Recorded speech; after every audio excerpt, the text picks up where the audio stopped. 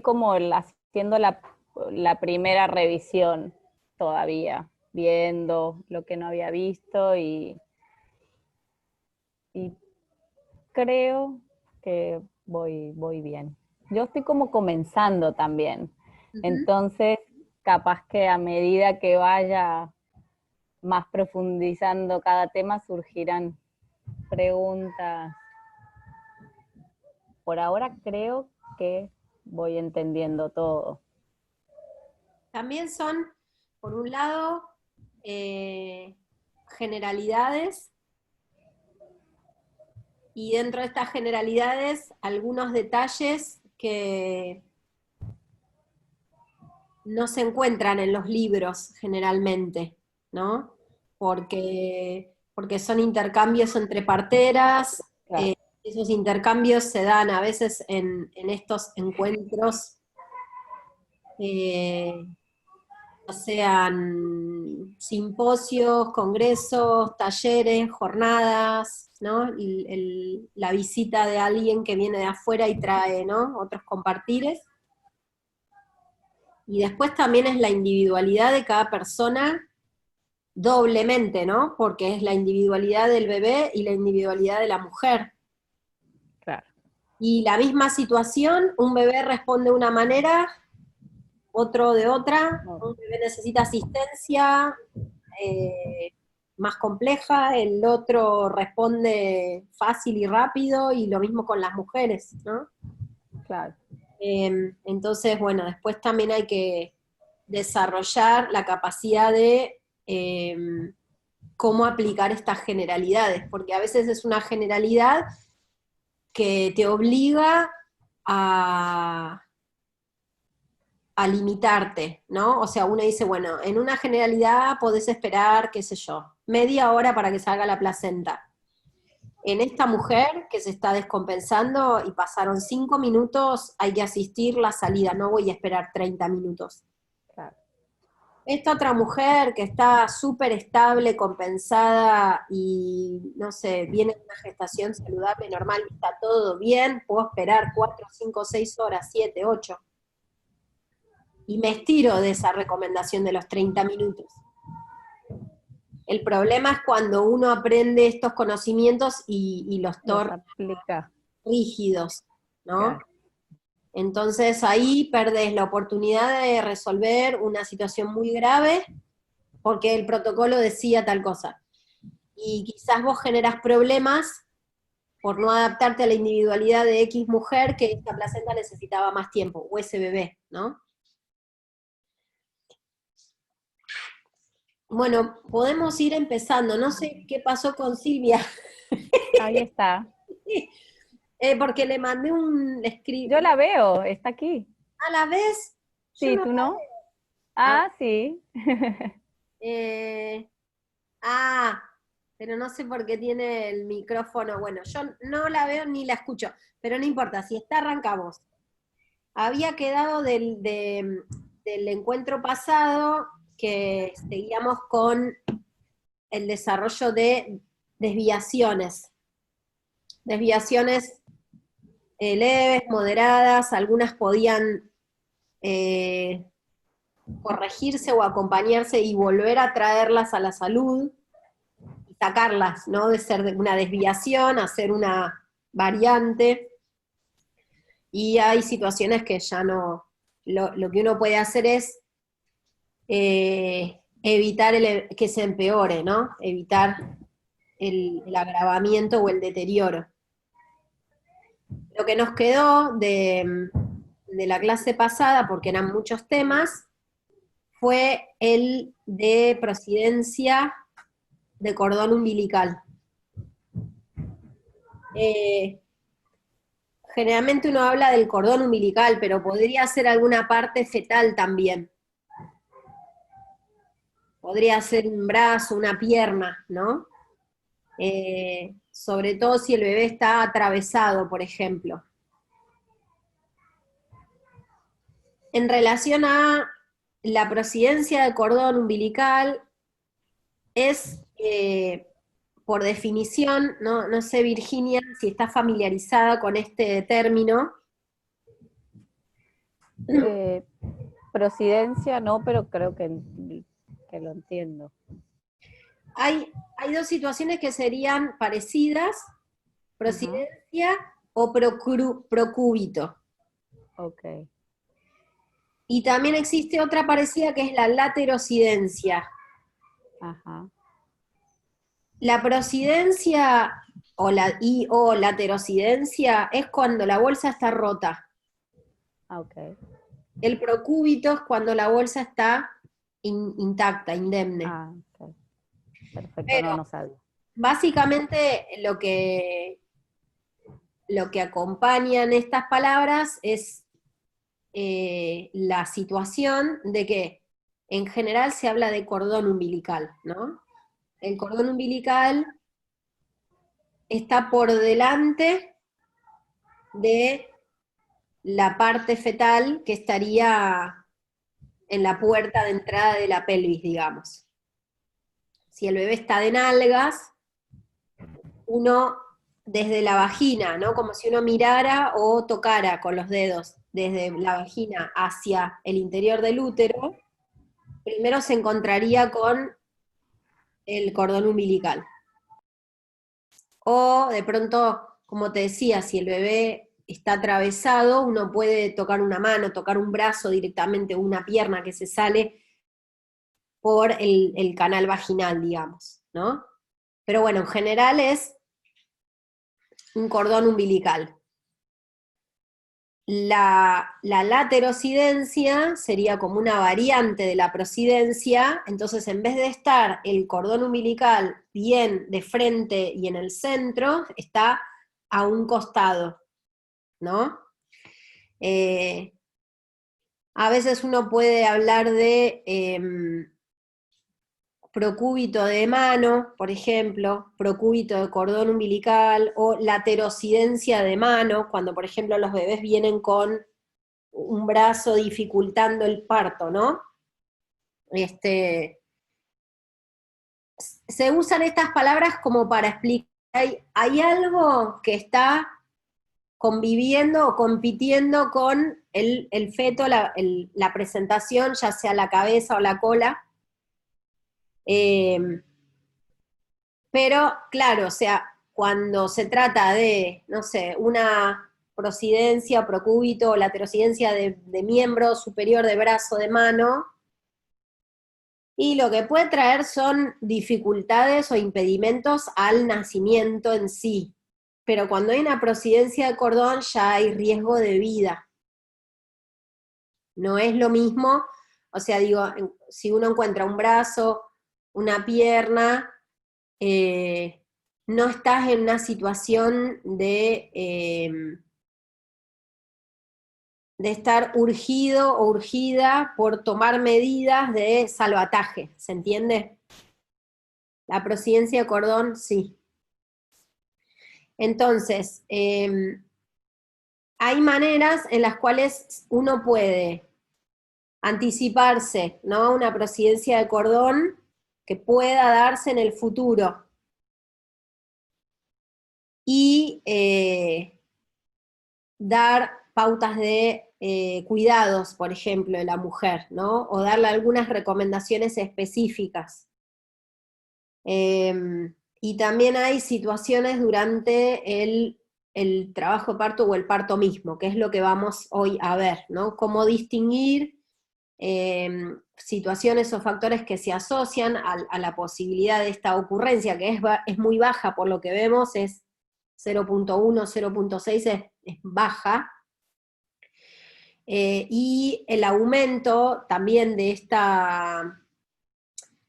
este problema, de esta distosia, tiene que ver mucho con las cadenas de rutinas que se acostumbran en los partos hospitalarios, ¿no? O sea, como que la naturaleza no suele tener esta eventualidad así, que igual se describe, ¿no? Algunas situaciones como para tener más cuidado.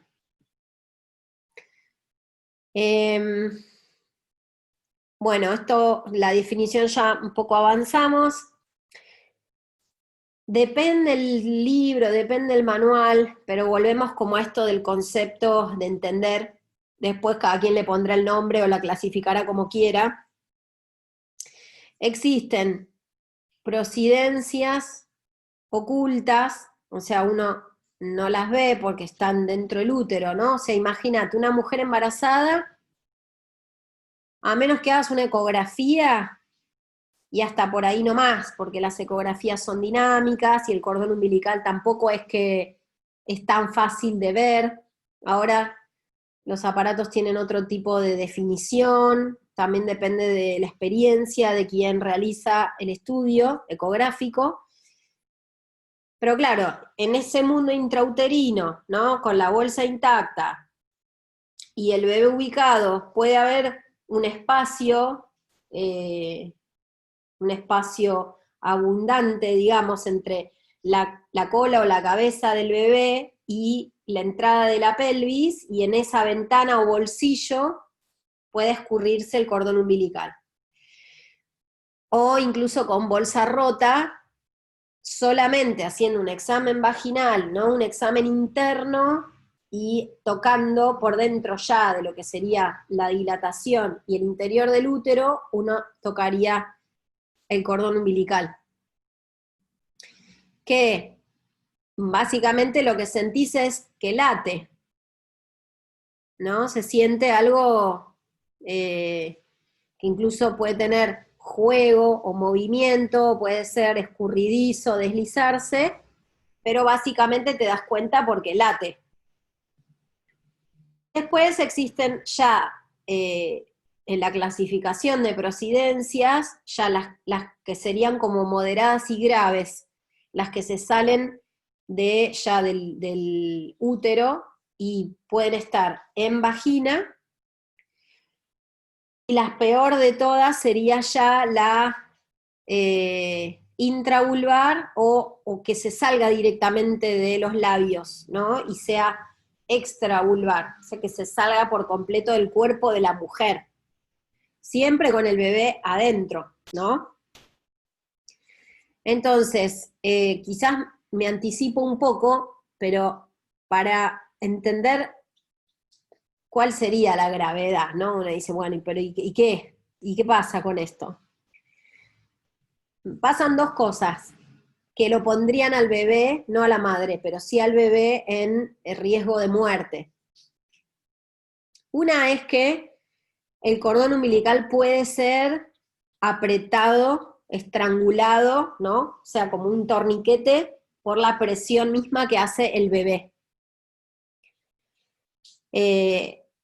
A veces pasa que se rompe la bolsa y podría ver, si el bebé está lejos de la entrada de la pelvis, en ese anillo, en ese cuenco de entrada, y hay mucho espacio o hay mucha cantidad de líquido amniótico, entonces el cordón umbilical puede zafarse y por la misma salida del líquido amniótico entrar por ese espacio, y el bebé atrás también bajar y apretar el cordón umbilical. Entonces ahí, de la compresión y de la compresión prolongada, generaría un menor aporte de oxígeno, porque circula menos sangre de la placenta al bebé, porque es el mismo bebé que lo estaría apretando, con la cola, con la cabeza o con una parte. Eso a veces pasa con bebés que nacen con una laterocidencia de cordón, ¿no? Entonces viene como un chorizo, un asa de cordón umbilical y la cabeza, y entonces en el avance de la cabeza en el canal de parto también va comprimiendo esa asa de cordón con la que convive. Que quizás en un principio en el trabajo de parto uno puede escuchar latidos fetales que cambian, ¿no? Y que si haces estas pruebas de recomendarle a la mujer probar diferentes posiciones, en algunas posiciones se escucha, en otras posiciones no se escucha, y a veces, de tanto moverla a la mujer, terminaste como acomodando el cordón umbilical en un lugarcito entre las partes fetales que no se comprime tanto, ¿no? Pero quizás después, en el último tramo del parto, se escuchan caídas bruscas de los latidos, se acelera el parto haciendo maniobras, incitándola a la mujer a que le ponga toda la garra y puje y saque el bebé rápido, y de pronto asoma la cabeza y toda un asa de cordón acompañando, ¿no?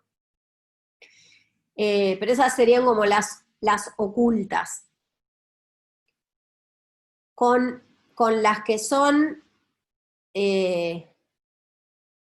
las que se salen del útero, en vagina, por ejemplo, si el bebé está alto, digamos, si el bebé sigue flotando en el útero de la mujer con el poco líquido que hay, o puede haber bastante líquido, y quizás en alguna posición determinada el bebé no comprime el cordón umbilical. Entonces ese riesgo, digamos, estaría descartado. Y el hecho de permanecer en el interior de la vagina protege al cordón umbilical de la humedad y de la temperatura, pero sobre todo de la humedad. ¿Por qué? Ese es como el riesgo de las prosidencias de cordón que se salen del cuerpo de la mujer, sobre todo la extravulvar. Quienes han estado con bebés, ¿no? O quien ha sido madre, padre, tío, tía, cuidador, enfermero, enfermera, partera, médico, no sé, o sea, lo que uno ve es que el cordón umbilical cambia de aspecto, o el muñón del cordón umbilical, ¿no? Lo que queda en la base del ombligo. Y el cordón umbilical, cuando toma contacto con el aire, se empieza a deshidratar, se empieza a secar y empieza a tener lugar una muerte de las células, muerte celular. Y los vasos sanguíneos empiezan como a reducirse, se empiezan como a achicharrar, ¿no? Entonces, como que los riesgos sería que la circulación de sangre no llegue, ya sea o por compresión, o no llega porque quizás no se comprime, pero el hecho de estar en contacto con el aire y perder humedad hace que el cordón umbilical empiece a morirse y empiece a achicarse y a hacerse muy delgado el tejido, y también eso va a impedir la circulación de sangre normal hacia el bebé. Entonces, en relación a cómo identificamos posibles causas y anticiparnos a situaciones que podrían traer de la mano una prosidencia de cordón o laterocidencia o procúbito. Bueno, hay causas que se pueden sospechar, presumir en lo que sería el seguimiento del embarazo, en la instancia prenatal. Después hay condiciones que tienen que ver con propias de los bebés intraútero.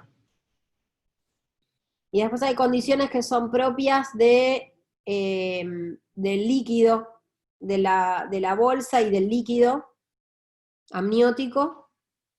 Y como veníamos también mencionando, sobre algunas intervenciones específicas que se hagan en la asistencia del parto. En relación a la instancia del embarazo, ¿no? Cuando estamos asistiendo a una persona gestante, entonces, en la prenatal sería básicamente algo que te trae la naturaleza, ¿no? Donde uno no tiene control o incidencia en esa vida intrauterina. Entonces, hay posiciones y maneras de acomodarse y ubicarse el bebé que predisponen a que existan espacios en los que se pueda escurrir el cordón umbilical y meterse adelante del bebé.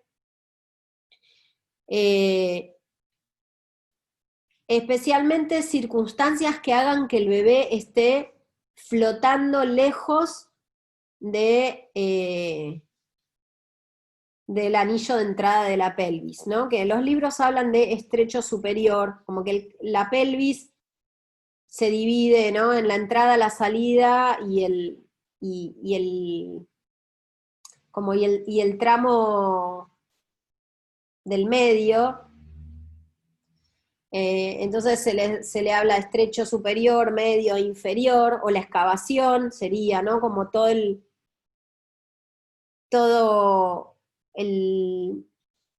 tramo que el bebé va a atravesar, ¿no? Entonces, cuando uno en el prenatal viene acompañando, brindando asistencia, observando, ¿no?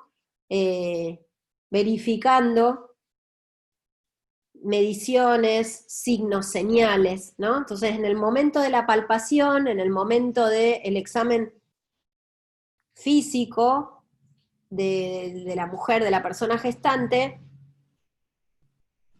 al correr de la edad gestacional y al acercarse, ¿no? al fin, al término del embarazo, 37 semanas, 39, 40, 42, ¿no? En líneas generales, el bebé, el feto, digamos, empieza a acercarse al pubis, empieza a acercarse a esta entrada, ¿no?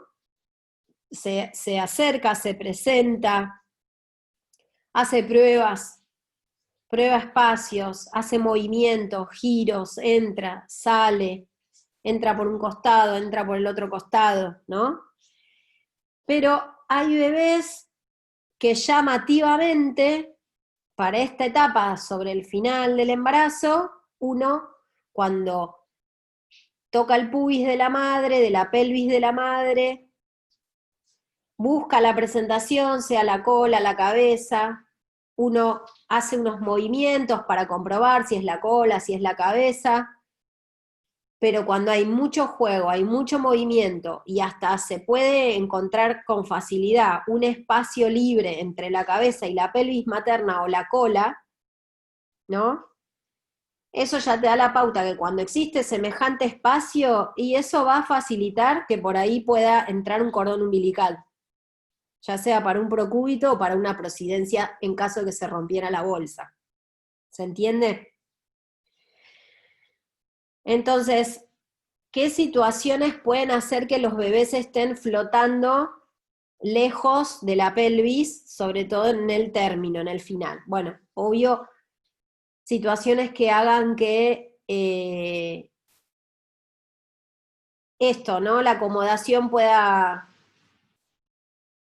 ser alterada, como por ejemplo mellizos, trillizos, ¿no? O sea, un embarazo múltiple. Un bebé que está de cola o atravesado, cuando son múltiples, uno puede estar oblicuado, diagonal, y como son dos bebés, quizás uno lo corre al otro y ninguno se metió primero en la pelvis y tapó, ¿no? Como tapó el espacio para que pudiera escurrirse algún cordón umbilical. Quizás el primer gemelo entró bien en la pelvis y el riesgo de procúbito o de prosidencia viene con el segundo gemelo, que estuvo flotando para darle espacio al hermano. ¿Se entiende? O sea, la partería y la obstetricia en realidad tienen mucho sentido común, ¿no? Como que hay que razonar.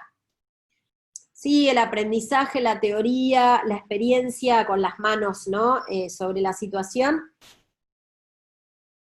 a veces lo que hacen es esto, darte como estas herramientas para que después uno esté con las luces, ¿no? Más atento, atenta, o decir, bueno, cómo poder distinguir y actuar, por ejemplo, más rápido, pero mucho igual, aunque uno tenga estas bases, es importante después analizarlas en la individualidad, ¿no?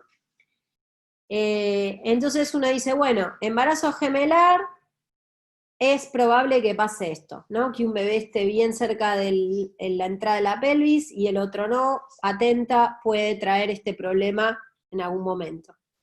Una mujer que ha tenido muchísimos embarazos, al ser un útero que está muy crecido, muy estirado, muy amplio, muy cómodo, entonces hace que el bebé no esté tan apretado o tan contenido por un útero, como por ejemplo una primeriza, más duro, que lo obliga a permanecer en determinada situación, o sobre todo la mujer, porque no le da el espacio abdominal y de las costillas, sí o sí lo obliga al bebé a que descienda, porque si no, no puede seguir creciendo, ¿no? El último tramo. La mujer que ha tenido muchos embarazos, ya todo su esqueleto, los tejidos, los músculos, las costillas, ya está todo como muy complaciente, digamos, ¿no? Entonces el bebé no está obligado y también puede acompañarse por esta eventualidad. El exceso de líquido amniótico también, porque claro, al haber por demás, entonces cuando se rompa, o si se llega a romper, puede salir demasiado brusco en mucha cantidad, ¿no? Y la rotura espontánea de membranas, pero la rotura espontánea de membranas asociada con un polidramio, asociada con una multiparidad, asociada con un embarazo múltiple, asociado con un bebé mal acomodado. Hasta ahí se entiende, ¿no? Ahora, por otro lado, la naturaleza es tan increíble que lo que yo he podido tener el privilegio también de observar, ¿no? De observar y de poder tener la capacidad de, de valorar eso que ocurrió, ¿no? Decir, bueno, esto no fue casualidad, esto es la biología misma que tiene sus formas también de protección, ¿no? Entonces, por ejemplo, lo que yo he visto, que igual no significa que uno desestime, descalifique y descarte estos anuncios, ¿no? Es decir, cuidado con el polidramio, cuidado con las multíparas, mujeres con muchas gestaciones, cuidado con los embarazos múltiples, atenti, ¿no? Pero por el otro lado, también saber que la naturaleza hace cosas para evitar problemas. Por ejemplo, yo he visto en gestaciones donde el bebé ha estado flotando en el último tramo del embarazo, o por ejemplo, una gestación con exceso de líquido amniótico, comprobado por ecografía, por síntomas de la mujer, por palpación, por mediciones, etcétera, donde se descartaron patologías que suelen causar exceso de líquido amniótico, que en el trabajo de parto la bolsa se agrietara, no se rompió de golpe y fuerte, se estiró y se fisuró y se hizo una pequeña grieta. Y con esa pequeña grieta el líquido fue drenando, goteando a gotas. Y al ir drenando fue descomprimiendo y vaciando y de a poquito le fue dando al feto la posibilidad de, en esa misma evacuación muy leve, muy sutil y lenta, el bebé pudo empezar a acercarse y a bajar y entrar en la entrada de la pelvis, ¿no? En el estrecho superior. Lo mismo cuando trabajaba en el hospital, y en el hospital está instalada esta rutina de romper bolsa a propósito, de manera artificial, adrede, que es la causa más común tal vez en esta era de las intervenciones de los partos, que genera prosidencias y procúbitos o laterocidencias. Decir, bueno, sí, rompo bolsa, en esta situación donde el bebé está flotando lejos y no está tapando, o la cabeza del bebé se toca en una mitad de la pelvis, pero la otra mitad está toda vacía y se toca como si fuera el espacio, ¿no? Y por acá se me puede escapar un cordón umbilical, ¿no? Entonces, cuando tenía que obedecer órdenes hospitalarias, entonces, en vez de practicar la rotura, o sea, esto de ir y romper la bolsa, lo que hacía era perforarla, la pinchaba con una aguja larga entre los dedos y me quedaba con la mano así. Entonces el líquido amniótico iba drenando, ¿no? Por esa jeringa, por esa aguja, perdón, ese catéter, y de esa manera, de alguna manera yo trataba de copiar o de replicar lo que era una grieta o una fisura, ¿no? Espontánea. Entonces decir, bueno, en general, cuando podría haber un riesgo o una prosidencia, la misma naturaleza, no siempre, pero tiene también estos otros mecanismos, ¿no? De decir, bueno, qué sabio todo, que se agrietó la bolsa y entonces la salida de líquido está siendo suavecita, paulatina y lenta. Otro factor de protección para la prosidencia de cordón umbilical, y esto yo en lo personal no lo leí en ningún texto de obstetricia, de partería, no lo leí en ningún lugar, es también la existencia de lo que son las circulares de cordón umbilical, ¿no? O sea, cuando el bebé está enroscado en sí mismo por su propio cordón umbilical. A veces las circulares de cordón pueden ser alrededor del cuello, a veces pueden ser cruzadas en diagonal, a veces doblemente cruzadas, a veces en una mano, en un tobillo, a veces ni siquiera están del todo envuelto el bebé, sino que tiene como si fuera, no como un chal o una bufanda sobre la nuca. Sobre todo cuando el cordón umbilical es muchísimo más largo que la longitud estándar, mediana, ¿no? Que sería de 50 centímetros, más o menos. Entonces, cuanto más largo el cordón umbilical, más enroscado sobre el bebé. Este argumento o esta condición o, no sé, o característica muy común de la vida fetal, ¿no? Porque de 10, entre 7 y 8 bebés están siempre con alguna circular de cordón en el cuerpo. Entonces también, si bien desde la lógica uno entiende que el bebé, siendo más pequeño y al ir creciendo, ¿no? Va moviéndose en esa vida fetal y es inevitable que se enrosque. Pero también lo que beneficia o permite que el bebé esté enroscado en el cordón umbilical es que no haya posibilidad de que se escape ninguna asa, ninguna porción de cordón umbilical porque están enroscadas en el bebé.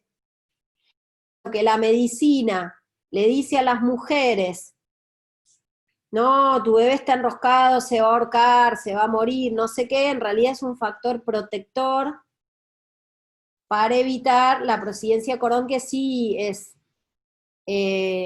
no 100% letal, pero sí tiene un riesgo de muerte importante. Volviendo a esto de las rutinas provocadas, que ya no sería como las del embarazo, que es propio de la naturaleza o de esa vida intrauterina, sino que son ocasionadas. resultado de maniobras.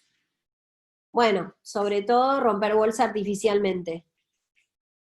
En general, la naturaleza, otra cosa que suele hacer es que más o menos también de 10 mujeres, 8 mujeres, 7 van a llegar a la dilatación completa con la bolsa intacta. Algunas opcionalmente nacen con el bebé envuelto en la bolsa, con la cara adentro de la bolsa intacta. De esta manera que evita también, ¿no?, la naturaleza, que se pueda escurrir el cordón umbilical en algún lugar porque todavía el bebé no tapó y ocupó todo el espacio. Entonces, cuando la mujer llega a una dilatación completa, digamos, al mismo tiempo, en paralelo, a medida que la mujer va dilatando, en general el bebé también se va acomodando más profundamente. Entonces, la naturaleza hace que la bolsa se rompa con 7, 8, 9 centímetros de dilatación, 10 centímetros de dilatación, o en los momentos del pujo, ya, ¿no? Con el bebé ocupando tanto a la madre, presionando tanto, que no hay lugar para que entre ninguna otra cosa. Pero la medicina, cuando interviene de rutina, suele romper bolsa a veces 1 centímetro de dilatación, 2 centímetros de dilatación, 3 centímetros de dilatación, 4 centímetros de dilatación, con suerte 5. Momentos en los cuales los bebés suelen estar, lo que se dice, altos, o sea, están todavía lejos de la pelvis, porque no les llegó el momento de empezar a entrar por la puerta de entrada, ni siquiera profundamente descender, ¿no? Que eso es con dilatación de 7, 8, 9, 10. Entonces, cuando la rotura, o sea, no es que uno dice, la rotura artificial de membranas en la simplicidad, ¿no? 1 más 1 es 2. Te rompen la bolsa, igual va a haber una prosidencia de cordón. Ahí tendría que también preguntarse, te rompen la bolsa, pero se trata de un embarazo de mellizos, te rompen la bolsa y había exceso de líquido, te rompen la bolsa y era un bebé hijo de una multípara, y el bebé estaba flotando, y había poca dilatación. Entonces, en realidad es una combinación de un montón de ingredientes que se sabe que van a traer problemas con más posibilidad. Ahora, uno puede, por algún motivo puntual, justificado y correcto, necesitar practicar una rotura de bolsa, ¿no? Pero hay que tener en cuenta todo esto. Entonces, tratar de no meter mano. Si metés mano, tratar de hacerlo en el momento que sea lo menos asociado a que vos generes más problemas. Entonces, esperá que la dilatación esté mucho más avanzada, esperá que el bebé ya esté descendido, o perforala, pinchala, pero no la rompas, ¿no? Esperá que el bebé descienda un poco más, no sé, como también la medicina es como que pierde la capacidad analítica de evaluar un montón de otras circunstancias que se entrelazan, digamos, ¿no? Y que pueden mejorarse o empeorarse entre sí también. Y bueno, en otros países, acá en Argentina, no contamos, por ejemplo, en los hospitales o en el parto en domicilio, con alambres o cables que como que se le fijan al cuero cabelludo del bebé para evaluar la vitalidad, el bienestar. Pero bueno, cualquier cosa que vos metas mano para adentro y hagas, y bueno, puede predisponer, ¿no?, a este problema. Lo mismo, hay personas que tienen parteras, médicos de hospital o de parto en domicilio, tienen como la mala costumbre de que si hacen un examen vaginal, y quieren ver si el bebé entró a la pelvis o está descendido en el canal de parto, tienen la manía de empujar la cabeza para atrás o de mover, ¿no? Imagínense en un examen vaginal, en un examen interno. Entonces, si uno quiere evaluar eso, tiene que ser con mucha delicadeza, con mucha suavidad y algo muy sutil, ¿no? Pero hay gente que empuja, y que si el bebé estaba empezando a meterse en la pelvis, lo sacaron, ¿no? Y el movilizar la cabeza innecesariamente también puede hacer eso, que justo la cabeza estaba tapando, corrieron la cabeza al lugar y se te metió un cordón umbilical, ¿no? Entonces también como cierto respeto, cuidado, solo con justa causa, y aunque sea con justa causa también ser suave, ¿no? En lo que uno va a hacer. Bueno, hasta ahí dudas, preguntas. Bueno, como hablábamos, esto sería ya en la situación de trabajo de parto, ¿no? Y sobre todo en lo que sería, empezando por una procedencia oculta, ¿no? Por las del intraútero. Bueno, en algún momento del trabajo de parto caen de golpe los latidos cardíacos fetales, ¿no? Ya sea que uno los escuche con alguna corneta o ponga la oreja o con estos dispositivos portátiles o con estas grandes máquinas también que tienen impresora, los monitores. De pronto, ¡boom!, brusca caída de los latidos. Entonces, bueno, hay que tratar de descartar cuáles son las situaciones que pueden hacer que caigan los latidos así de golpe, ¿no? Bueno, ahora podemos aprovechar y hacer un repaso de lo que fuimos hablando en las otras clases. Y que la placenta se desprenda, por ejemplo, pero si se trata de un desprendimiento de placenta, los latidos bajos también tienen que acompañarse. O de un exceso de contracciones, ¿no? Como una contracción y otra contracción y otra contracción que no paran, o una contracción eterna que no termina de ablandarse el útero bien, o que aparezca sangre. Podría ser una rotura uterina, cesárea anterior o no cesárea anterior, una mujer desnutrida, una mujer con muchos embarazos uno tras otro, un útero ya muy delgado. Pero ahí también o aparece sangre o directamente se tocan las partes fetales porque al romperse el útero, pero esto ya además sería como algo muy grande, ¿no? Bueno, un bebé, qué sé yo, en un parto de muchísimos días, que ya está muy cansado, donde su frecuencia cardíaca de base o la variabilidad, el nivel de oxigenación, latido a latido o a largo plazo, faltas de movimientos, ¿no? Ya estaba como en un sufrimiento crónico y bajaron de golpe ya los latidos, pero una de las causas también puede ser esto, una procidencia o un procúbito o una laterocidencia de cordón. Entonces es otra cosa más que también hay que abordar y pensar para descartar cuando hay caídas de latidos. O bueno, en el peor de los casos, hacer un examen vaginal y tocar el cordón umbilical en vagina o en el cuello del útero, o directamente ya verlo afuera del cuerpo de la mujer. Bueno, hasta ahí, bien.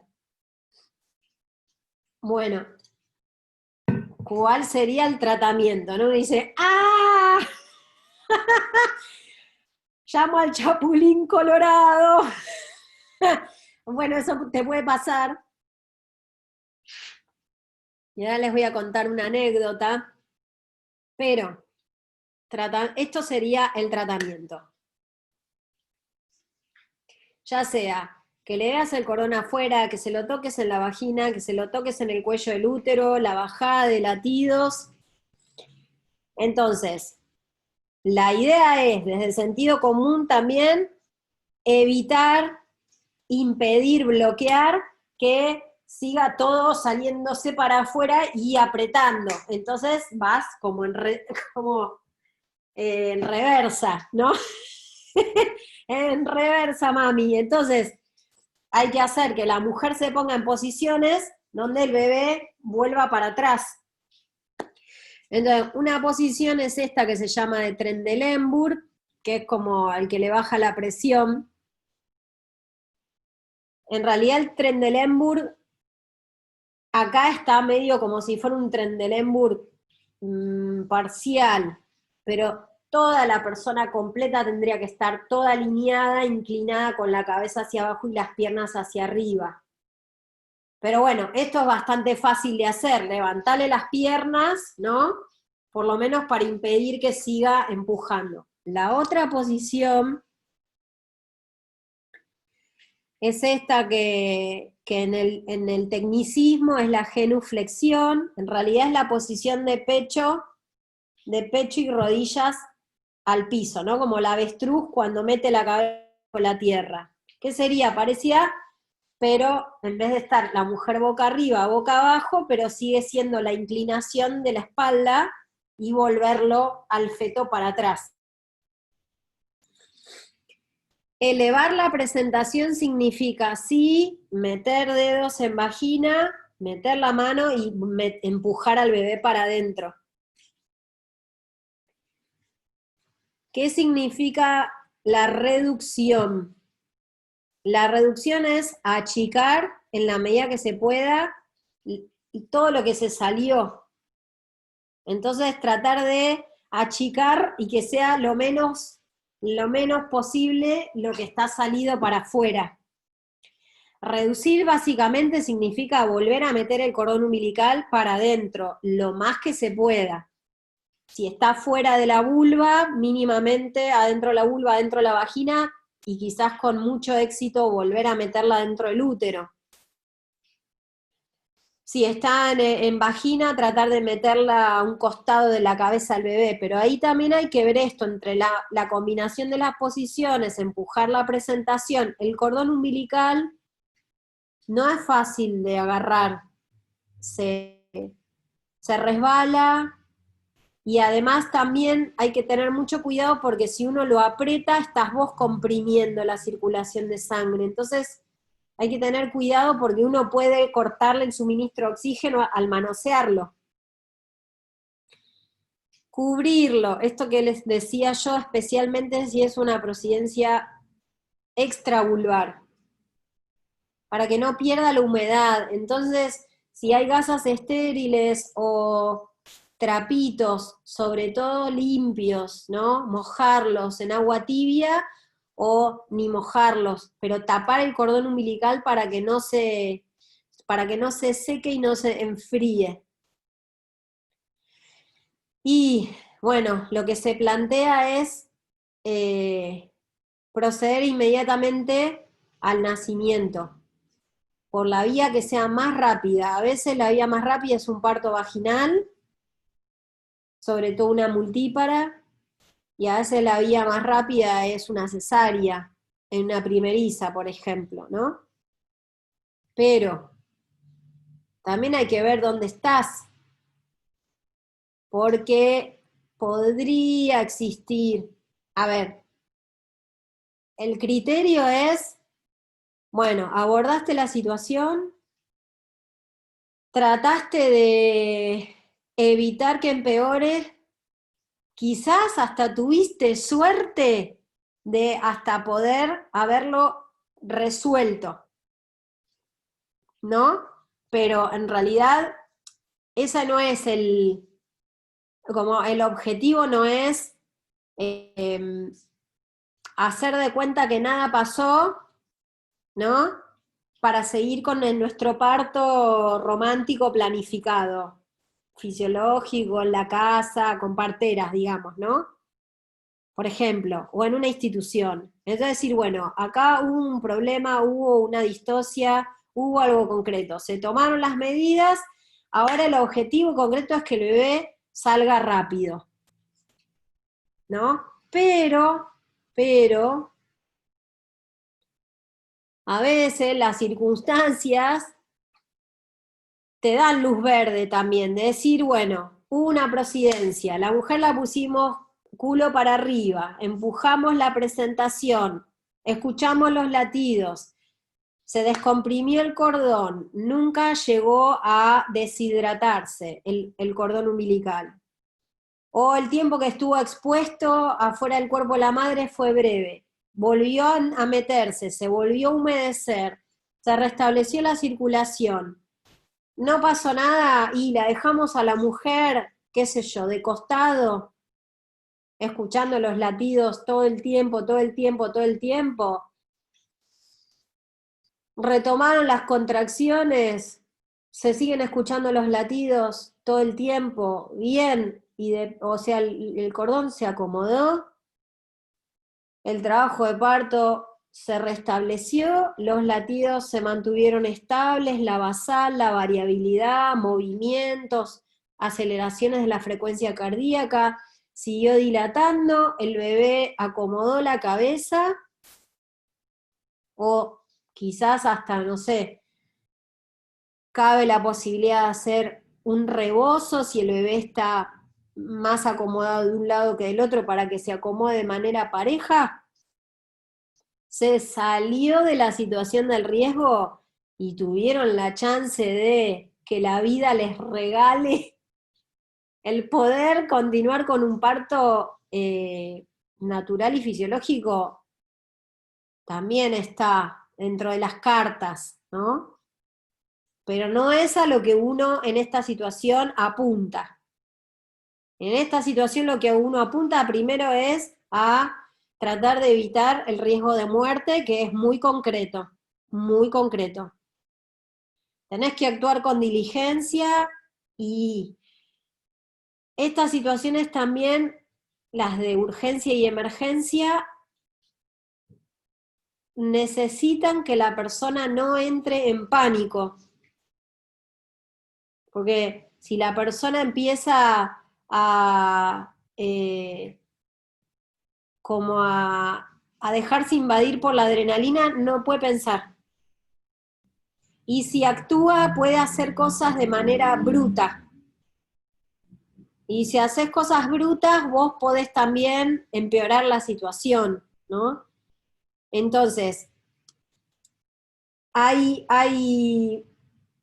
momentos que uno tiene que tener como mucha claridad de cuáles son los pasos, qué es lo que hay que hacer, sobre todo en estas cosas, porque la chance de poder estar en una prosidencia de cordón es casi imposible de verla, menos cuando uno acompaña la fisiología pura, y menos cuando uno ya desde el prenatal le da pautas a la mujer y le dice, bueno, mira, por palpación el bebé se siente alto, si llegás a romper bolsa, acostate en la cama y me esperás acostada y yo enseguida voy a verte.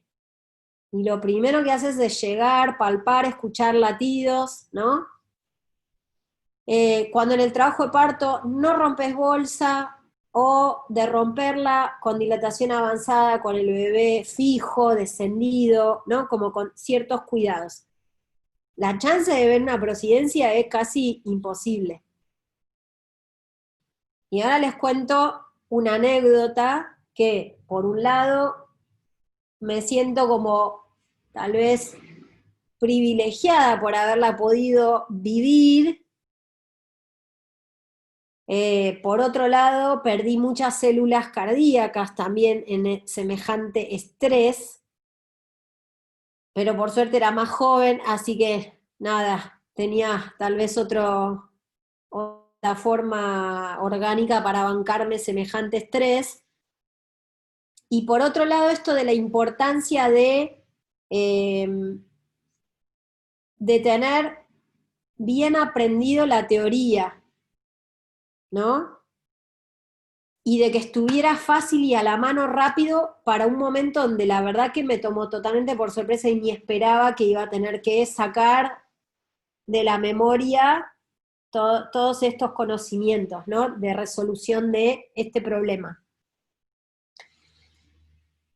Yo estaba en el hospital, era el día que me tocaba estar 24 horas en situación de trabajo de parto, parto, trabajo de parto, parto, cesárea, trabajo de parto, parto, mujeres que consultaban porque tenían contracciones, ya estaban de término, bueno, ¿no? Listo, quedás internada, se ingresa a la historia clínica, acompañan en el trabajo de parto, parto, la que sigue y así.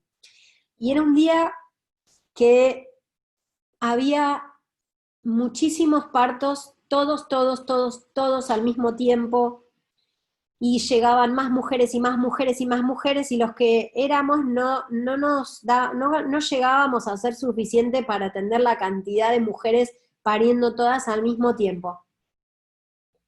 Bueno, iban pariendo, pero claro, empezaron a acumularse un montón de mujeres con contracciones que habían roto bolsa, que tenían flujo, que se habían caído, que no sé, ¿no? Como un montón de consultas que podían ser de parto o simplemente de estoy con vómitos y no paro de vomitar y me estoy deshidratando o el bebé no se mueve.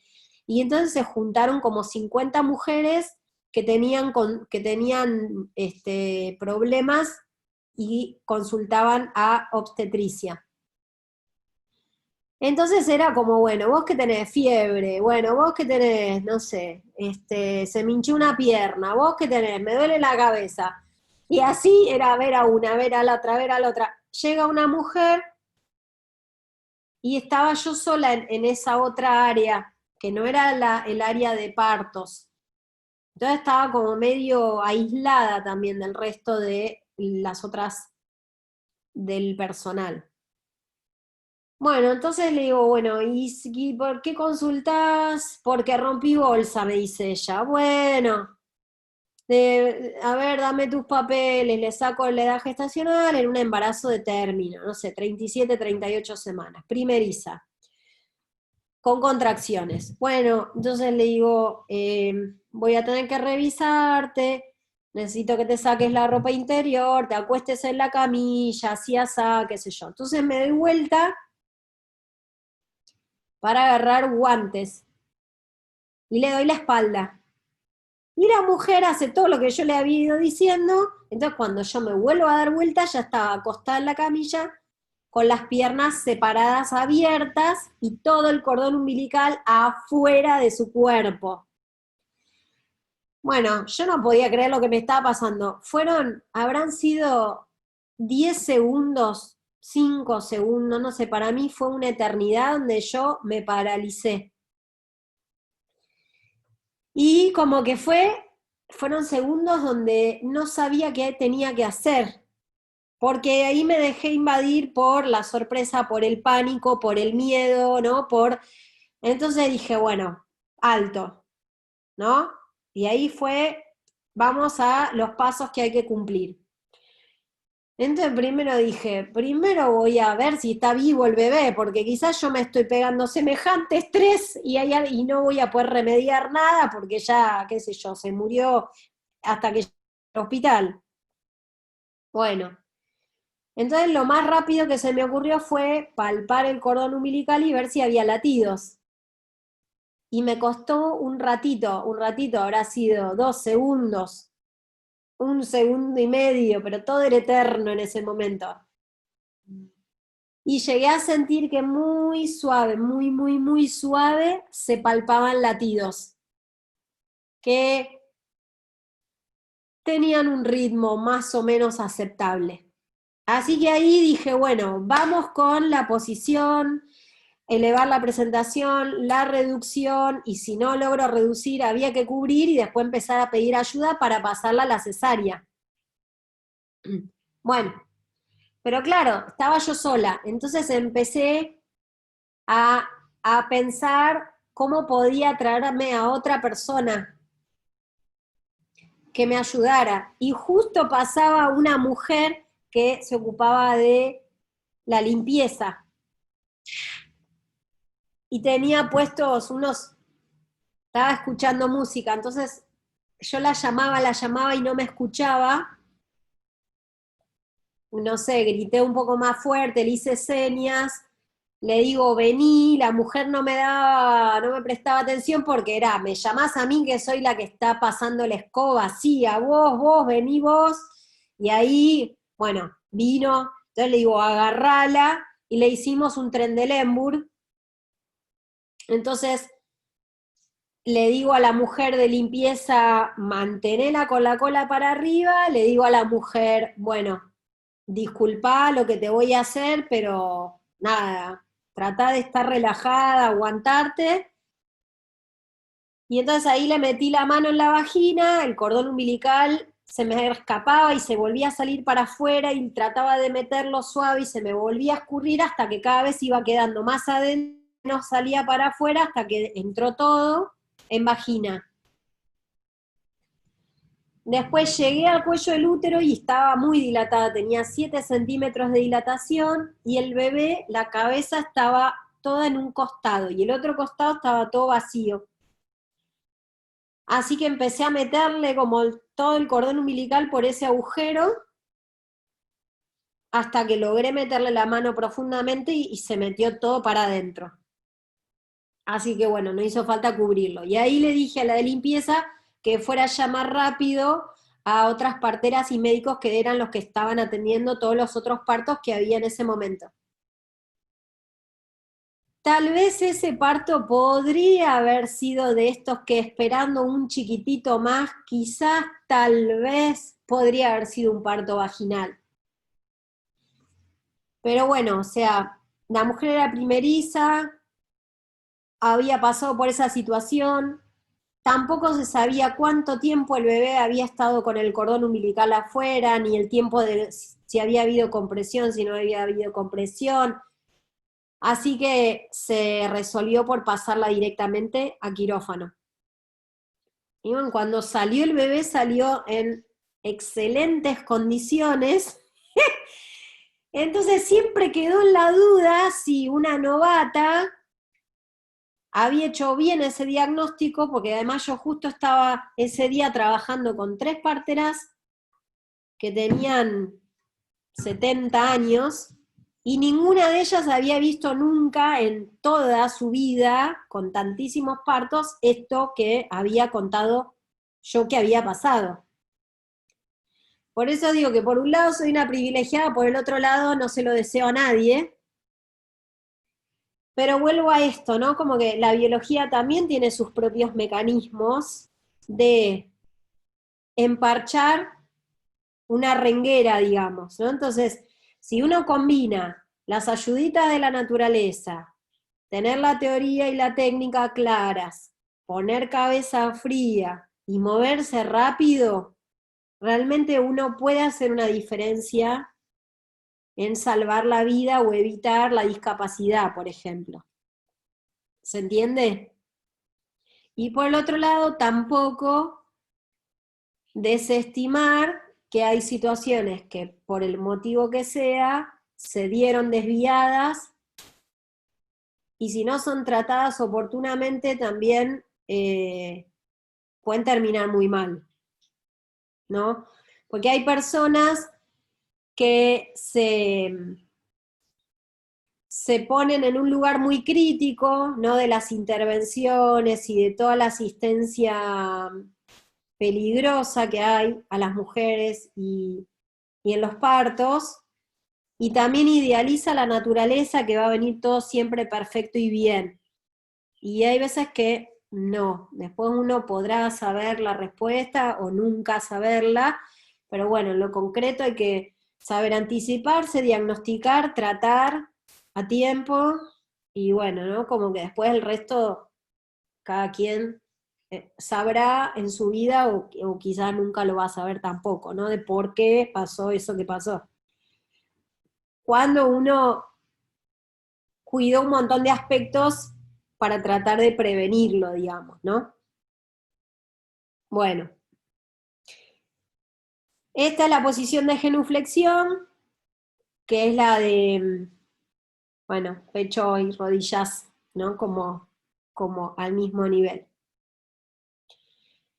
Bueno, hasta acá estamos, más o menos con el abordaje de como las distocias en trabajo de parto y parto como más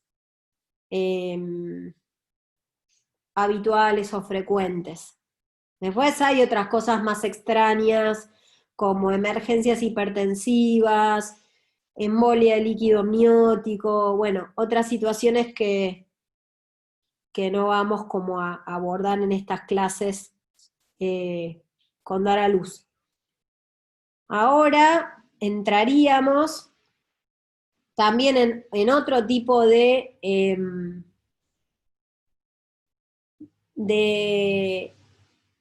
desviaciones o de complicaciones o de problemas, pero que tienen que ver más con hemorragias posparto, ¿no? Con lo que sigue.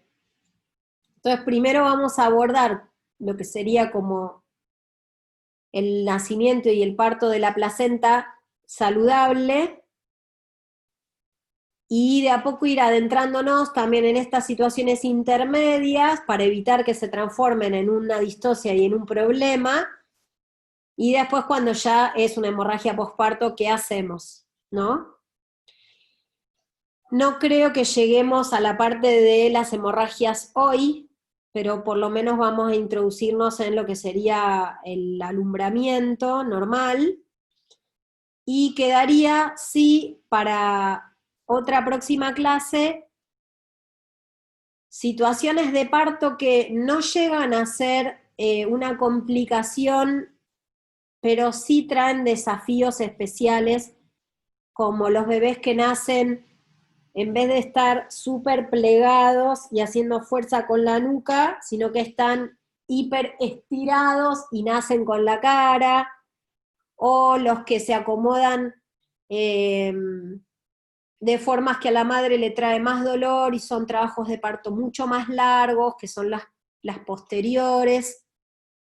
Bueno, como lo que sería como el intermedio, no llega a ser la eutosia, ¿no? El parto fluido, fácil, y tampoco llega a ser la distosia, pero está como en la bisagra, y también depende de qué podamos hacer para facilitar el parto, para no transformarlo en una distosia, ya sea por agotamiento del bebé, de la madre, o que quizás eso se va salvando, pero igual empiezan a traer cadenas de problemas. Quizás la mujer llega a parir y el bebé llega a nacer, pero el bebé nace asfixiado y hay que asistirlo, o el bebé llegó a nacer sin tener que asistirlo, pero después la madre quedó agotada y viene una hemorragia posparto después, o desgarros perineales por mala acomodación del bebé, ¿no? Como decir, bueno, volviendo a esto de tener claro las situaciones con qué se asocian, y también uno a veces evitar el encadenado de la bola de nieve que se va haciendo, ¿no? De la cascada esta que va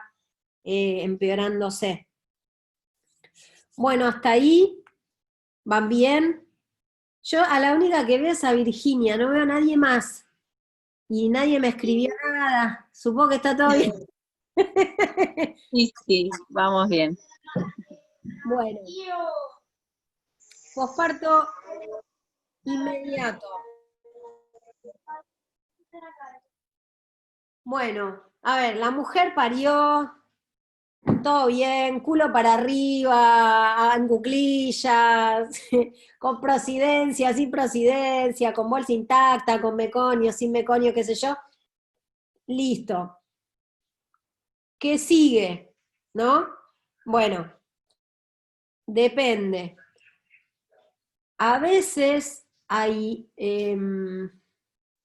partos, y vuelvo a esto de, para mí, lo maravilloso y alucinante de la biología. La biología, ponerle como como un depósito de algo tangible.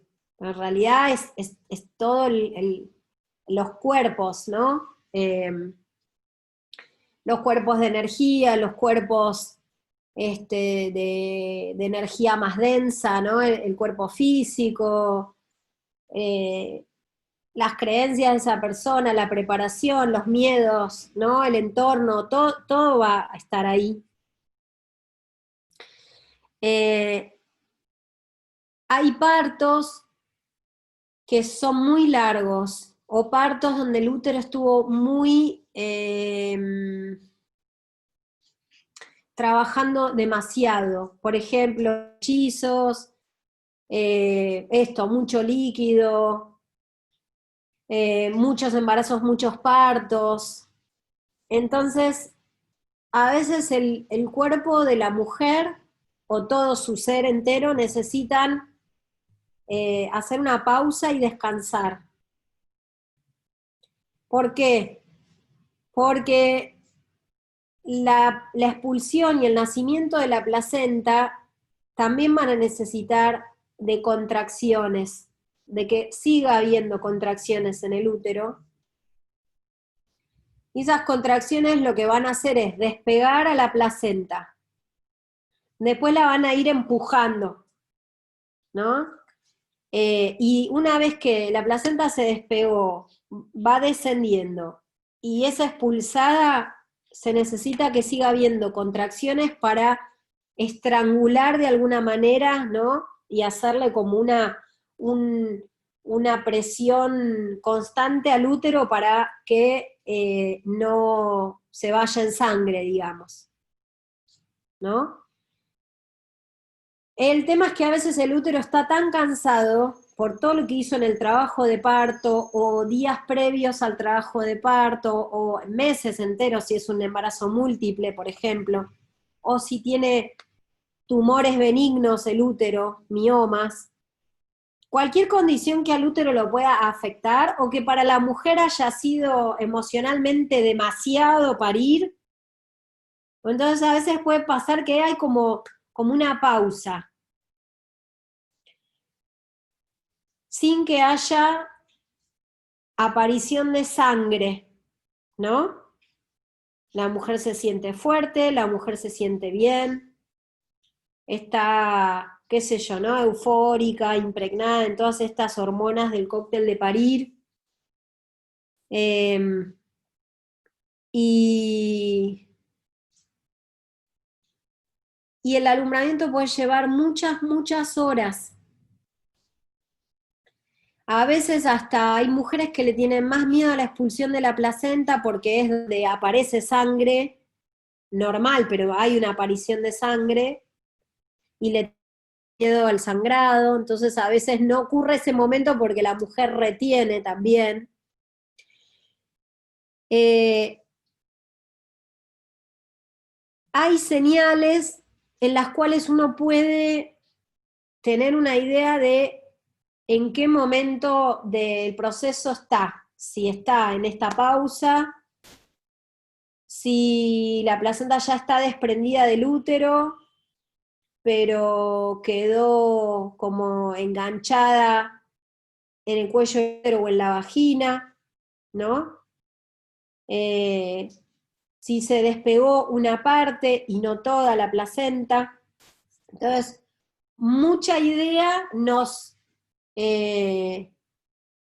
la dan señales físicas, cosas que la mujer dice, manifiesta, que siente, o uno le puede preguntar, ¿sentís esto, sentís lo otro? Y lo que vemos. Entonces, obviamente el útero estaba alto hasta las costillas, sale el bebé. Entonces, el útero siempre tiene el tamaño de lo que tiene adentro. Entonces, claro, salió el líquido, salió el bebé, Tuk se achicó, pero todavía tiene a la placenta o a las placentas, y son múltiples, ¿no? Bebés, muchos bebés. Cuando el útero hace ese achicamiento, hace como una especie de acordeón, ¿no? Y frunce. Y ahí la placenta se despega muchas veces.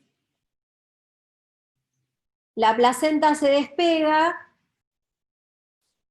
a veces en un borde, generalmente a veces en el medio, y de donde se despegó sale un poco de sangre. a veces esa sangre, si se despegó en el medio y en los bordes todavía está enganchada, se hace un coágulo de sangre que le hace peso a la placenta y la empieza a empujar para que avance y salga. Cuando se despega por un borde, en general esa sangrecita escurre y se llega a ver. Se ve en un momento o la mujer te dice, siento que me bajó algo, siento algo caliente que me está saliendo, algo como líquido, agua o pis. Y a ver, y se ve esa bajada de sangre. Entonces uno puede decir, bueno, o se despegó la placenta o parece que se está despegando, ¿no? Entonces ese sería como el signo de la pérdida hemática, pero que no se ve siempre. También uno toca el útero se achicó, está a la altura del ombligo. Cuando la placenta se despega, se sube por arriba del ombligo y se inclina hacia la derecha. Entonces también uno palpa el útero alto hacia la derecha, también te habla de que se desprendió y descendió.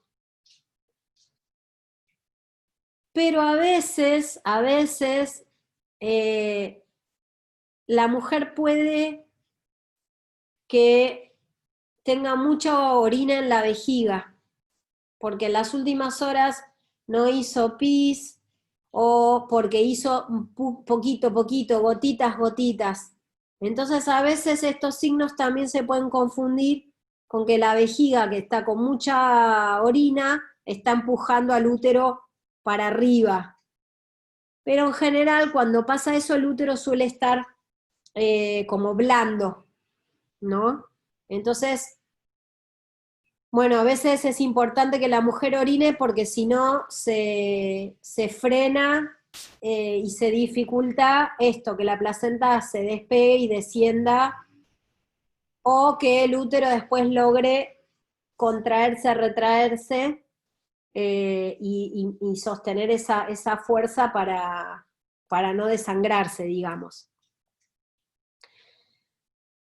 A veces hay mujeres, sobre todo segundo, tercer bebé, cuarto, cada hijo que tenés es peor. La primeriza, por lo general, a menos que haya tenido un aborto, una interrupción voluntaria o espontánea de embarazos anteriores, generalmente la primeriza no percibe las contracciones del posparto, de la placenta y de la de los días siguientes posparto.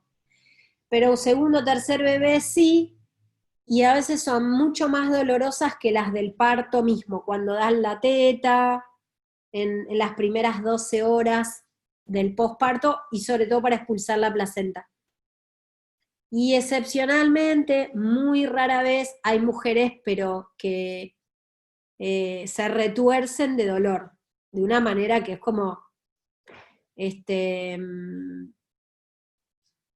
muy, muy poco visto, pero también es como llamativo el nivel de dolor y de queja, ¿no? O hasta de verlas físicamente encogidas, digamos, ¿no?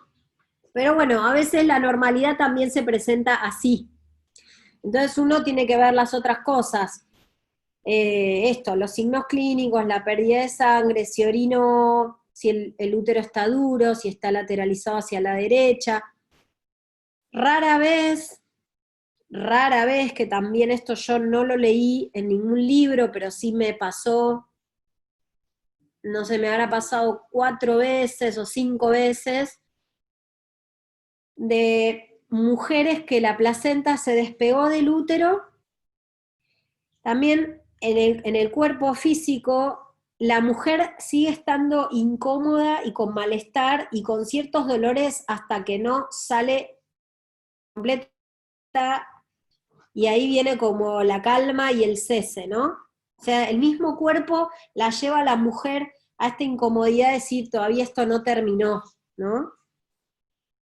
Y hay mujeres que les pasa que se sienten molestas, con cierto dolor, incómodas, pero uno les dice, bueno, mira, parecería por todos estos signos que la placenta ya se despegó. O a veces hasta uno puede verificarlo, tocar la placenta en la vagina.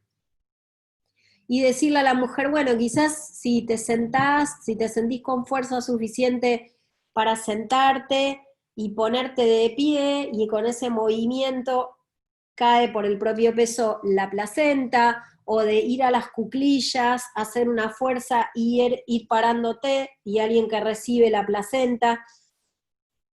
Y hay mujeres que no quieren, pero al mismo tiempo están incómodas, pero al mismo tiempo no quieren terminar de parir la placenta, pero entonces a veces es bueno, hasta que no terminemos con esto vas a seguir molesta, incómoda.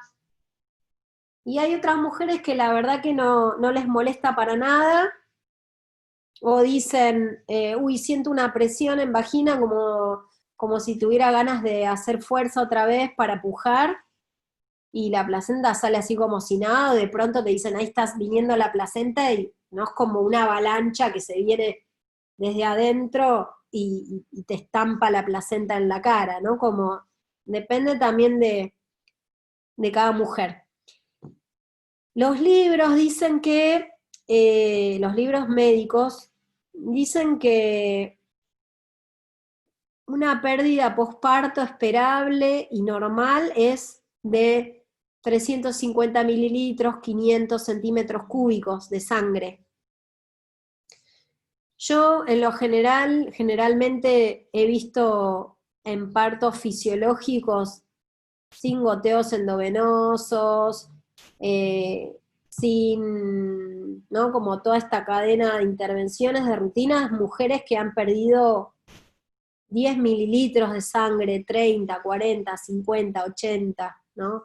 100, 150, o sea, muchísima menos sangre que los que se ve en los hospitales, ya sea o por las manipulaciones del cordón umbilical, los tirones hacia la placenta, los goteos endovenosos, el hacerla pujar a la mujer mucho tiempo antes de tiempo, ¿no? Entonces, bueno, en general en los alumbramientos fisiológicos el sangrado es poco, pero a veces vienen estos contrabalances, quizás para que el alumbramiento sea normal, sin problemas, no quede ningún pedazo de placenta adentro, ¿no?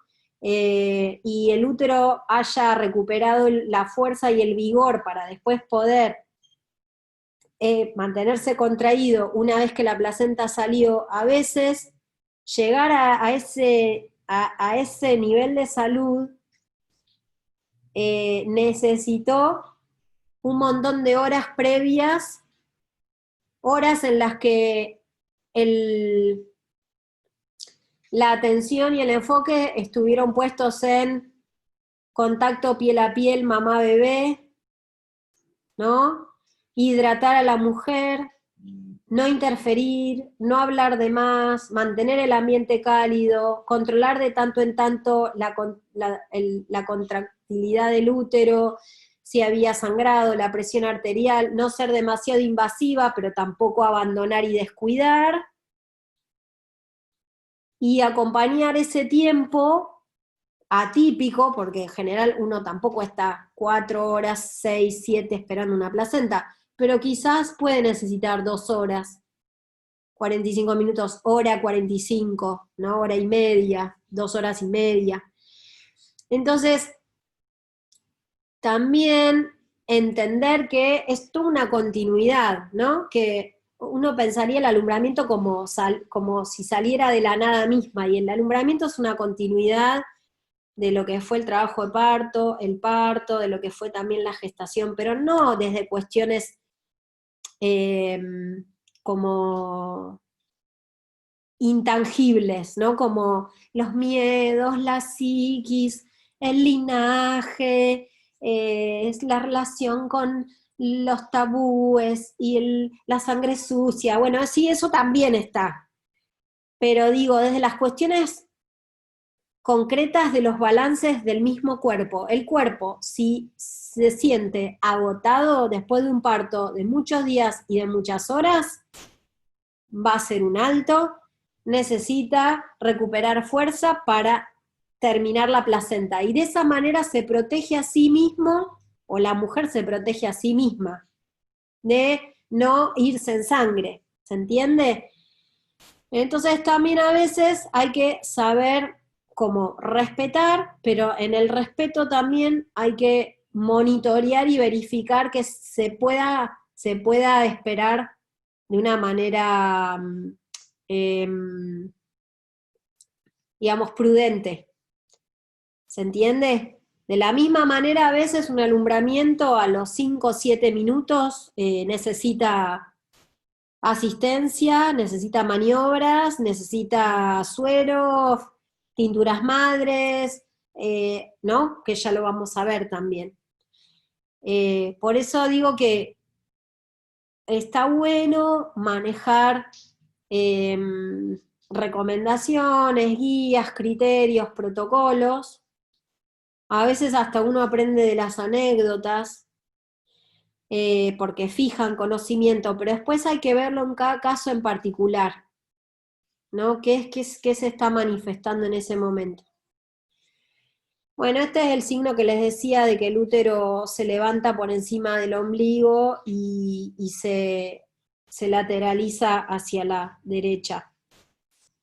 Este es el que les decía de la perihemática, que cuando sale por el centro, como que la placenta contiene como un cuenco y ahí no se lo ve una vez que salió y a veces está bien coagulado, bien sólido.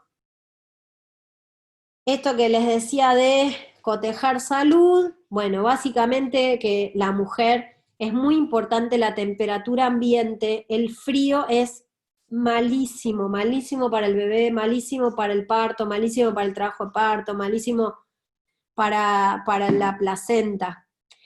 Entonces, pulso normal, obviamente la taquicardia, las pulsaciones aceleradas, la falta de aire, la presión baja, pueden estar hablando de descompensación. Sobre todo el sudor frío en la cara, los escalofríos.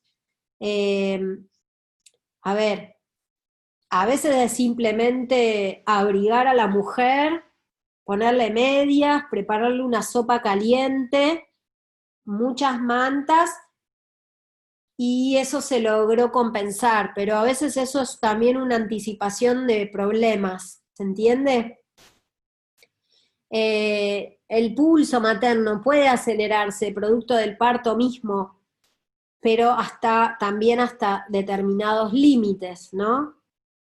También, como hablamos de la continuidad, el conocer a una mujer durante el embarazo, hay mujeres que cuando uno les toma la presión, está palpando el pulso, y hay mujeres que sabes que tienen un pulso firme, fuerte, se toca, ¿no? Como un pulsar enérgico, o que tienen la presión siempre al límite de alta, o la presión baja, y eso también es un dato que uno tiene que comparar en el parto y en el posparto inmediato. Sí, las pulsaciones van a aumentar, pero de lo que era la base de ella. La presión arterial va a aumentar, pero de lo que es esa base. Puede bajar un poquito, pero también individualizándolo en cada caso.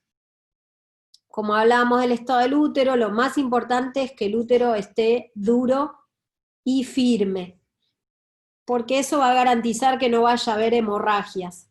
Si el útero está flácido, puede estar acompañado de sangre o de momentos de a ratos pérdida de sangre. Lo primero que hay que cotejar es vejiga vacía. Es re importante la vejiga vacía. Hay mujeres que hasta necesitan la colocación de un catéter vesical, de una sonda vesical para poder sacar orina, y a veces puede llegar a salir hasta 3 litros de orina. Ahora, si uno no cuenta con esos recursos, a veces de un parto en casa hay que ir al hospital simplemente para hacer eso.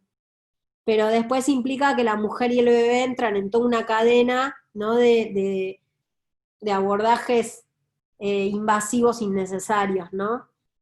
Pero bueno, es muy importante que en el trabajo de parto orine, y que en el parto, en el tramo final también. Muchas mujeres en los pujos orinan, pero poco.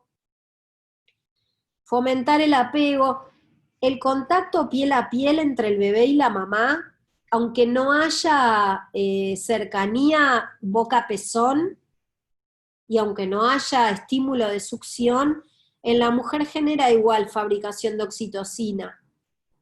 Y la oxitocina también va a impedir hemorragias posparto y va a facilitar la expulsión de la placenta. Entonces, y si hay desgarros va a facilitar que se cicatrice más rápido y que el bebé gane peso rápidamente, ¿no? Entonces, es súper importante ese contacto piel a piel. Con respecto a el corte de cordón, saliendo de la discusión, debate, controversia, en qué momento hay que cortar el cordón o cuándo es un buen momento para cortar el cordón, yo en los últimos años generalmente el cordón lo corto con la placenta expulsada afuera de la madre, digamos. Y generalmente el clampeo y el corte de cordón trato de hacerlo mínimo 2 horas después del nacimiento. Porque un Verena Schmid, que es una partera italiana, también formadora, docente, capacitadora y demás, muy científica y estudiosa, ella habla de la transfusión pasiva de sangre que hay, porque una es la transfusión de la placenta al recién nacido, ¿no? Cuando uno siente que el cordón umbilical sigue latiendo, sigue latiendo. Entonces hay quienes dicen, bueno, el cordón umbilical se corta cuando el cordón deja de latir. Pero a veces el cordón deja de latir a los 45 minutos, a los 10, a los 15, a los 20, a los 5 minutos, a los 3 minutos. Pero después siempre queda un remanente de sangre en el cordón umbilical o tramos. Y es importante que esa sangre termine de drenar y de llegar al bebé, ¿no? Y eso puede llevar bastante tiempo.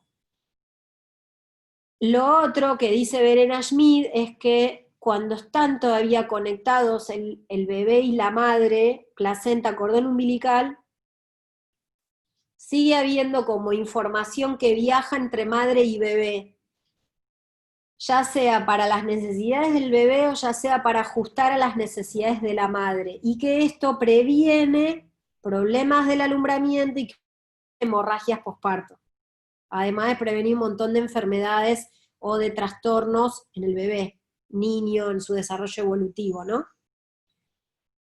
Entonces,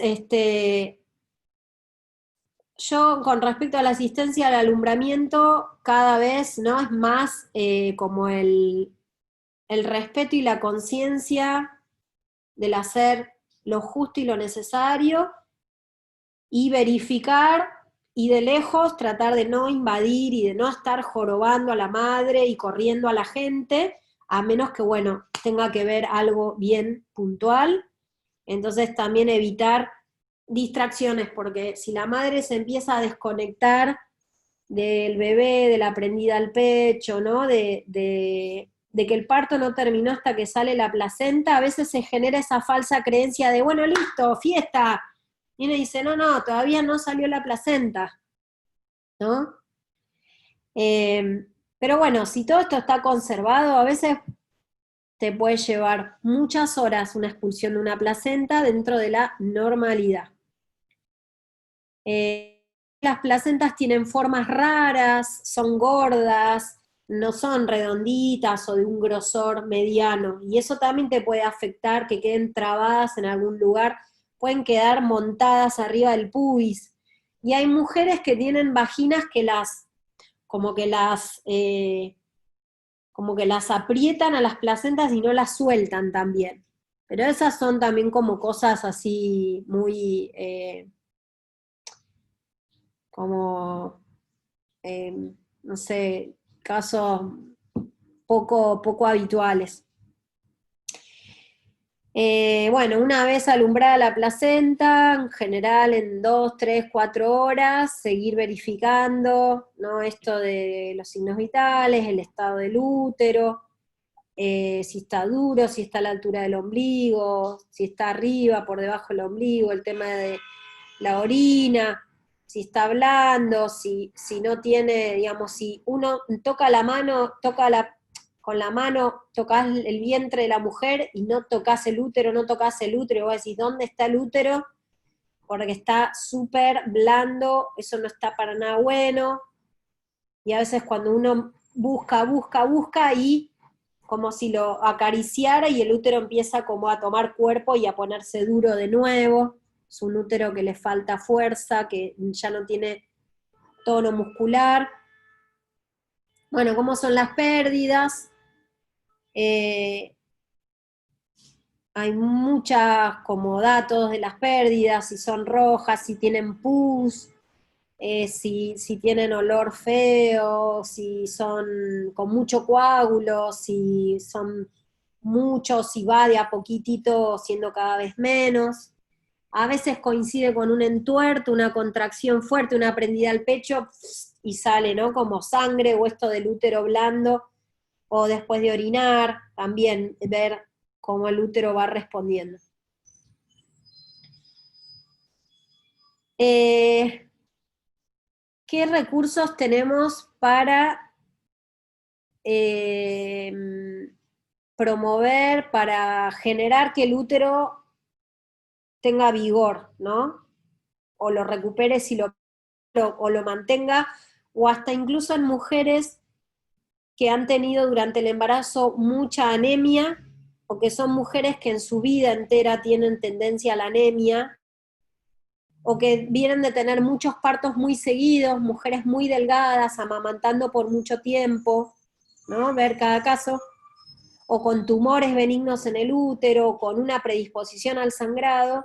Entonces, preventivamente también se puede usar estos recursos, ¿no? Es muy importante que la mujer esté muy bien hidratada y coma bien, especialmente al ratito de haber parido, especialmente si estuvo con muchos vómitos en el trabajo de parto, o si durante el trabajo de parto rechazaba y no quería comer, eh, o porque, no sé, no desayunó, no almorzó, no merendó y es la noche y bueno, ¿no? Tiene que comer algo como bien energético, mucho alimento. Bueno, dar la teta, el masaje del útero y mantener la vejiga vacía. A ver, no sé, acá en Argentina es muy común, la mujer está en sala de partos y de pronto viene un médico, una partera, una enfermera y le empiezan a manosear el vientre a la mujer y le empiezan a hacer un masaje con fuerza y con dolor. Eso de rutina no tiene sentido. Es hacerla a la mujer padecer porque sí. Uno puede hacer un masaje uterino de una manera respetuosa y amorosa, con firmeza, porque no es solo, masajeate la grasa que te quedó, masajeate la gordura, ¿no? Es un masaje firme, ¿no? Pero de ser necesario, a veces simplemente busco el útero con delicadeza, está firme, está durito, está bien formado, ya está. El consumo de la placenta humana también le da mucha fuerza y salud al útero, además de darle hierro y de darle hormonas y de darle sustancias que favorecen la coagulación, la vitamina K. Después se puede usar como preventivo, por ejemplo, el Secale 200, ya sea en trituración o en microglóbulos abajo de la lengua. También el Fósforus se usa para el sangrado, posparto, el árnica también podría servir, pero como más fuerte es el Secale. La tintura madre de bolsa de pastor, que es esta plantita que tiene hojas con forma de corazón, que es una plantita chiquitita, finita y achaparradita, que parece como de estas plantitas salvajes que parecen como inútiles.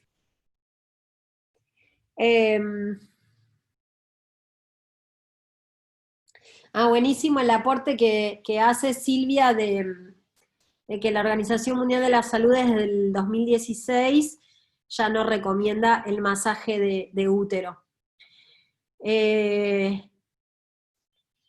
Sí, yo no sé, la Organización Mundial de la Salud como que está bueno porque es esto, ¿no? Un organismo internacional que tiene publicaciones y que tiene esa autoridad, ¿no? Como UNICEF. Pero la Organización Mundial de la Salud muchas veces tarda décadas en reconocer o actualizar prácticas que las parteras hacemos desde la eternidad, ¿no? De pronto la Organización Mundial de la Salud pasó, o sigue en realidad, con la terapéutica de dar una inyección de oxitocina cuando el bebé sacó la cabeza y asoma el hombro para que venga en avalancha la placenta atrás, ¿no?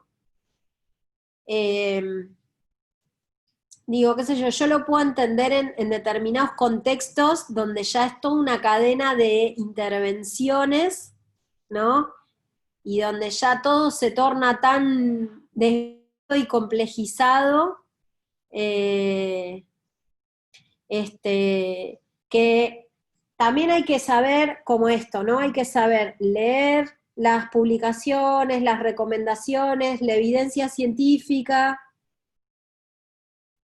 y individualizar la atención a quién tenés, ¿no? A quién estás asistiendo en ese momento. Por ejemplo, acá no lo comenté, pero hay otra plantita que es la angélica. ¿Todos pueden leer en lo que está escribiendo Silvia? En relación a esto que hablamos, OMS. Yo creo que sí, ¿no? ¿Lo ven en pantalla? Sí, yo puedo, hay que poner el chat y se lee. Bien. Hay otra plantita, esta la angélica, que yo la había leído, digamos, la tenía leída de libros de partería en el extranjero, pero yo nunca la había adoptado en mi trabajo cotidiano como partera, hasta que empecé a trabajar yo trabajo con 4 personas diferentes, una de ellas es una partera que estudió en Estados Unidos, hizo prácticas allá, y con ella está muy acostumbrada a usar la tintura madre de Angélica para favorecer que salga rápido la placenta. Y yo tengo mucho más incorporada la tintura madre de bolsa de pastor para evitar hemorragias posparto, ¿no? Y recuperarle el útero. Entonces, a veces yo uso la tintura madre de Angélica en estas circunstancias, ¿no? Donde la mujer está muy dolorida, está muy molesta, o de pronto está apareciendo como un signo de la pérdida hemática, que si bien es correcto para el alumbramiento, es como mucho para esa persona. O para mujeres que a veces las contracciones posparto hasta le bajan tanto la presión arterial que las descompensa, ¿no? Entonces, también esto de conocer los recursos, pero después a veces se aplican, a veces no se aplican, a veces los aplicás enseguida, a veces los aplicás mucho tiempo después, a veces aplicás algunos, a veces aplicás todos juntos, ¿no? Entonces, bueno, hay que como, o depende de la mujer que tenés, o los recursos que tenías en ese momento también, ¿no? Y desde la alopatía, bueno, está la oxitocina, ya sea intramuscular, por inyección intramuscular, endovenosa o nasal, que es como más fácil de usar, ¿no? Con el aplicador nasal. Bueno, ya estamos como en hora, así que las dejo con el continuará y las obligo a volver a encontrarnos el próximo jueves a, no sé, 9:30, acá son las 10, eran las 10:30, según el uso horario. Las espero en el próximo capítulo.